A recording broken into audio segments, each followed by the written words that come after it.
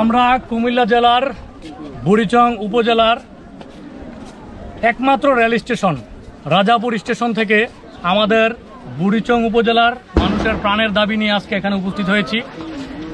আপনারা জানেন আমাদের এই বিশাল জনসংখ্যার এই উপজেলায় একটি মাত্র রেলওয়ে স্টেশন, সেটা হচ্ছে রাজাপুর রেলওয়ে স্টেশন।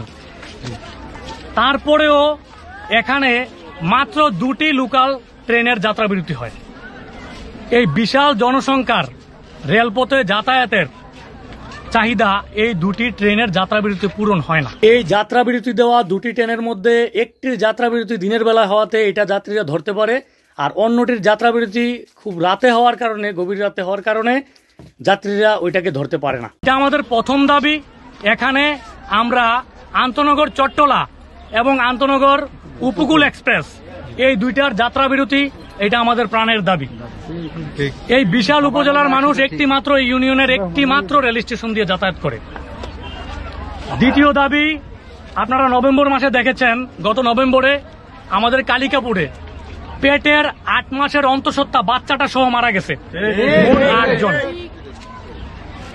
এই যে রক্তক্ষরণ, এই মর্মান্তিক দুর্ঘটনার পরে যাদের হৃদয়ে মস্তিষ্কে রক্তক্ষরণ হয়নি, তারা কোন মানবিকতার যুগে বাস করছে এটা আমার বোধগম্য না।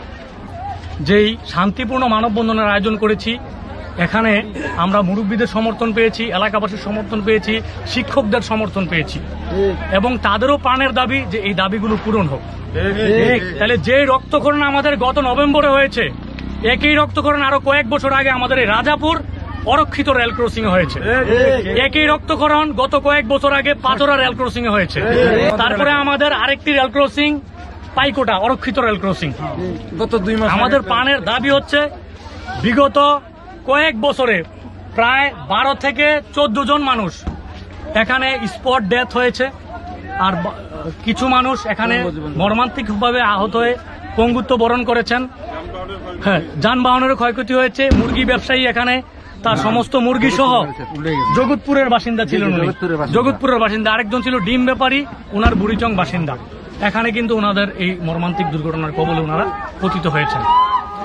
এই দাবিগুলো আমাদের বুড়িচং উপজেলার রাজাপুর রেল স্টেশনবাসীর প্রাণের দাবি, আমাদের বাঁচার দাবি, আমাদের সুরক্ষার দাবি। আমরা চাই এই অরক্ষিত রেল ক্রসিংগুলোতে অনতিবিলম্বে গেটম্যান সিগন্যাল সহ রেলগেট নির্মাণের আমাদের জোরালো দাবি। এর পাশাপাশি আমরা বলবো, ঢাকা থেকে নারায়ণগঞ্জ যদি নতুন কমিউটার ট্রেন পায়, কুমিল্লা বাংলাদেশের একটি ব্যবসায়িক রাজধানী, কুমিল্লা কেন ঢাকা থেকে কুমিল্লা পর্যন্ত আমরা একটা কমিউটার ট্রেন পাবো না? আমরা চাই এমন একটি ট্রেন যেটা শুধু কুমিল্লা থেকে ঢাকা পর্যন্ত যাত্রী টানবে, দিনে 2 বার করে। এটা আমাদের প্রাণের দাবি। এই দাবি আমরা এখানে উঠাচ্ছি। আর আমরা আমাদের নিয়মতান্ত্রিকভাবে আমরা কাগজপাতি জমা রেখেছি। আমরা শান্তিপূর্ণভাবে এই দাবি জানাচ্ছি। আমাদের মধ্যে কেউ উচ্ছৃঙ্খল মনোভাবের নেই, আমরা উচ্ছৃঙ্খলতায় বিশ্বাসী নয়। আমরা নিয়মতান্ত্রিক উপায়ে স্মারকলিপির মাধ্যমে এবং শান্তিপূর্ণ মানববন্ধনের মাধ্যমে আমরা আজকে আমাদের প্রাণের দাবিগুলো উপস্থাপন করলাম। আমি বলবো, যথাযথ কর্তৃপক্ষের দৃষ্টি আকর্ষণ করে যেন উনি আমাদের এই দাবিগুলো বিবেচনায় নিয়ে যথাযথ ব্যবস্থা গ্রহণ করে আমাদেরকে বাধিত করবেন, ওনার জন্য সমর্জি হয়।